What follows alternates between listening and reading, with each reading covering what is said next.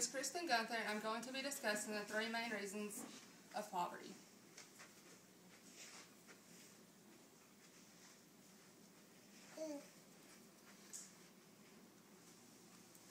Webster's Dictionary defines poverty as a lack of money or material possessions. Imagine 1 out of 3 of your family members living in poverty.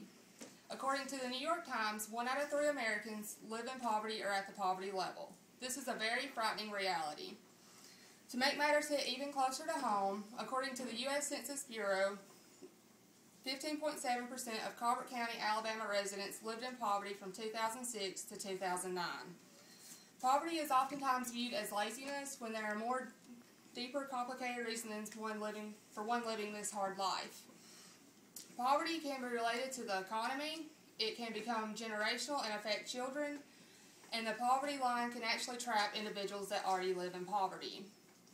Businesses are designed to create money flow. With that being said, it goes along with the saying I'm sure you all have heard, money makes the world go round. But what happens to individuals who lack funds? Businesses who lack customers oftentimes have to make cuts. With that being said, the cuts usually are employees. Also, several businesses will move to other countries to where they have to pay employees at a smaller rate than what they would here in the U.S. I have personally witnessed the impact the economy has had on Colbert County, Alabama. I worked at a popular town restaurant for 3 years and watched its business slowly decline. The decline was not because of unattended servers or bad food, it was simply the economy. The customers faced financial hardships and had to make cuts. One of the first cuts they made was going out to dinner. As business started to rapidly decline, it was soon put up for sale, and this left 20 plus individuals without a job. I have also worked in other businesses in Colbert County, Alabama that have been affected tremendously because of the economy's impact. Along with financial hardships will come medical issues. Poverty is not only related to illnesses such as malnutrition or cleanliness, it can also be stress related, such as suicide, depression, or heart attack. Along with medical issues will come medical bills. One living in poverty will find it very hard to pay these expenses, and this can lead them into a world of debt and poverty. Now that I have spoke on how the poverty has been impacted by the economy, I will now explain how poverty not only affects adults, but it can affect children and become generational.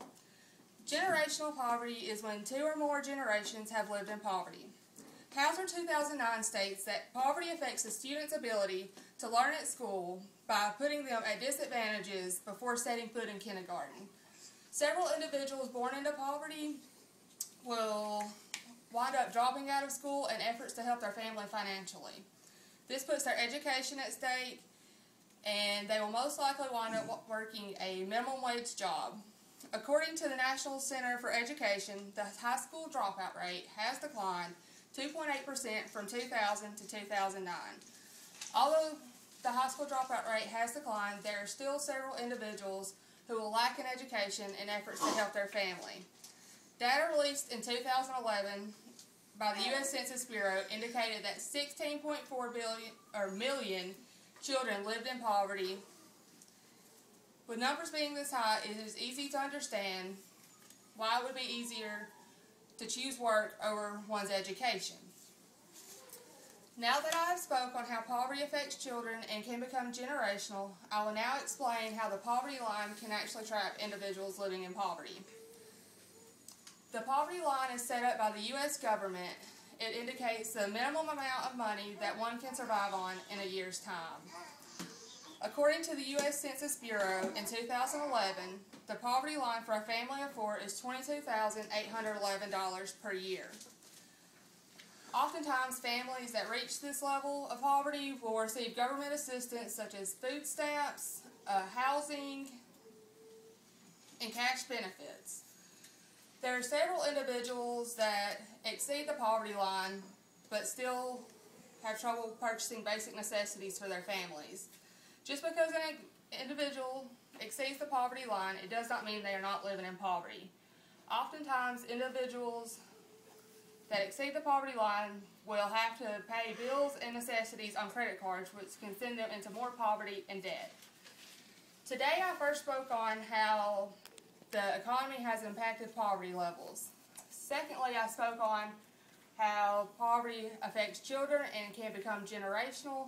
And last, I discussed how the poverty line can actually trap individuals living in poverty. Poverty is oftentimes frowned upon, but individuals will not choose this hard life for themselves.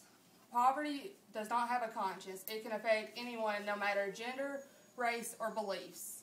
I will now pass out handouts that have statistics on the poverty, or on how poverty has affected the economy.